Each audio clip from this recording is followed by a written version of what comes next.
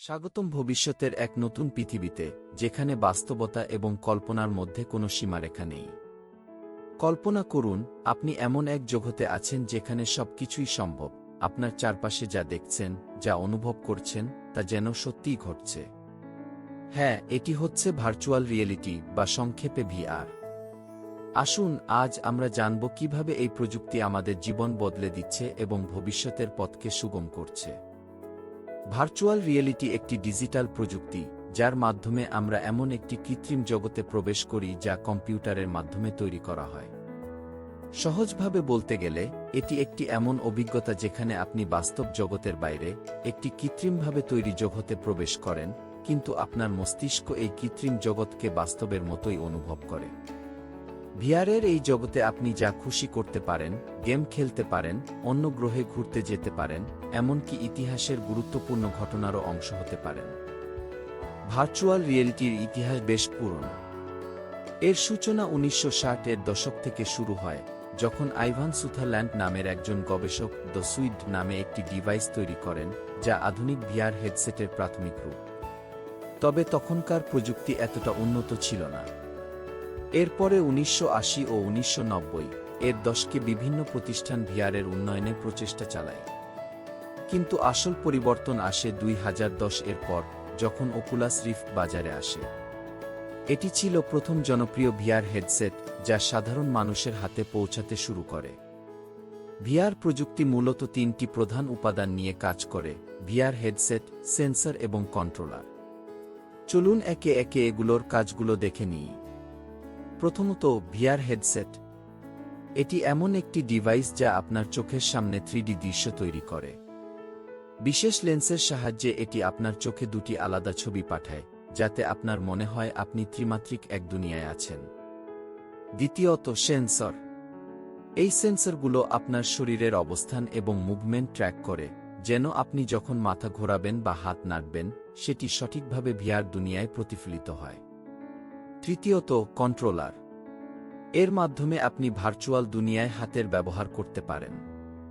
কখনো এটি বন্দুক, কখনো গেমের উপকরণ, আবার কখনো কোনো সরঞ্জাম হিসাবে ব্যবহৃত হয়।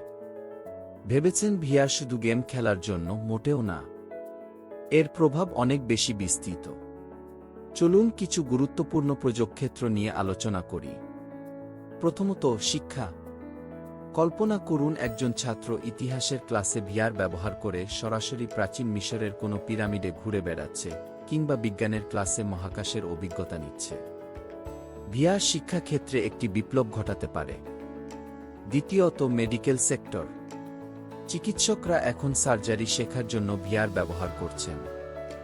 এটি একটি নিরাপদ এবং কার্যকরী পদ্ধতি, যেখানে শিক্ষার্থীরা সরাসরি অভিজ্ঞতা নিতে পারে। তৃতীয়ত, আর্কিটেকচার ও ডিজাইন। ডিজাইনাররা এখন ভিআর এর মাধ্যমে নতুন বিল্ডিং বা গাড়ির মডেল তৈরি করেন এবং সেগুলোতে সরাসরি ঘুরে ঘুরে দেখার অভিজ্ঞতা নেন।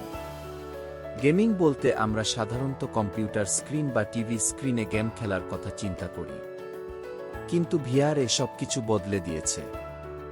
আপনি এখন গেমের মধ্যে প্রবেশ করতে পারেন। প্রিয় গেমের চরিত্র হিসেবে আপনি নিজে অভিজ্ঞতা নিতে পারেন। বর্তমানে PlayStation VR, Oculus Quest, HTC Vive এর মতো হেডসেট দিয়ে অসাধারণ সব গেম খেলা সম্ভব। রেসিং গেম থেকে অ্যাডভেঞ্চার গেম, সবকিছুই এক অন্য মাত্রা পেয়েছে ভিআরের মাধ্যমে। যদিও ভিআর প্রযুক্তি অনেক উন্নত হয়েছে, তবুও এর কিছু সীমাবদ্ধতা এখনও রয়ে গেছে। প্রথমত, অনেকেই ভিআর হেডসেট ব্যবহার করার সময় মোশন সিকনেস বা মাথা ঘোরার সমস্যায় পড়েন। দ্বিতীয়ত, এখনও ভিআর সেটআপ অনেক ব্যয়বহুল। উচ্চমানের ডিভাইস এবং পিসি লাগবে, যা সবার নাগালের মধ্যে নেই। তাছাড়া এখনও এমন কিছু সফটওয়্যার ডেভেলপ হয়নি, যা ভিআর এর সম্পূর্ণ সম্ভাবনাকে কাজে লাগাতে পারে। ভিআর এর ভবিষ্যৎ নিয়ে অনেক আশা করা যায়। বিজ্ঞানীরা এবং প্রযুক্তিবিদরা প্রতিনিয়ত নতুন উদ্ভাবন নিয়ে কাজ করছেন।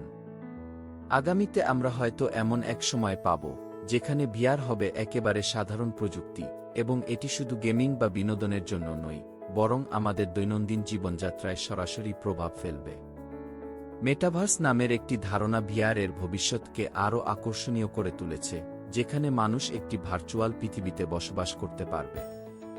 সেখানে মানুষ কাজ করবে, যোগাযোগ করবে, এমনকি ভার্চুয়াল কেনাকাটা পর্যন্ত করবে। আপনিও চাইলে ভিআর অভিজ্ঞতা নিতে পারেন। কিছু জনপ্রিয় ভিআর হেডসেটের মধ্যে রয়েছে ওকুলাস কোয়েস্ট 2, প্লেস্টেশন ভিআর এবং এইচটিসি ভিভ। এগুলো কেনার পর আপনাকে গেম বা অ্যাপ ডাউনলোড করে নিতে হবে। তবে শুরুতে একটু সময় নিয়ে শিখতে হবে কিভাবে ব্যবহার করতে হয়। আর যদি আপনার ভিআর হেডসেট না থাকে, অনেক অ্যাপ্লিকেশন আছে যেগুলো স্মার্টফোনের ভিআর কার্ডবোর্ড দিয়ে কাজ করে। সুতরাং ভিআর এর দুনিয়ায় প্রবেশ করতে চাইলে শুরুটা হতে পারে খুব সহজেই।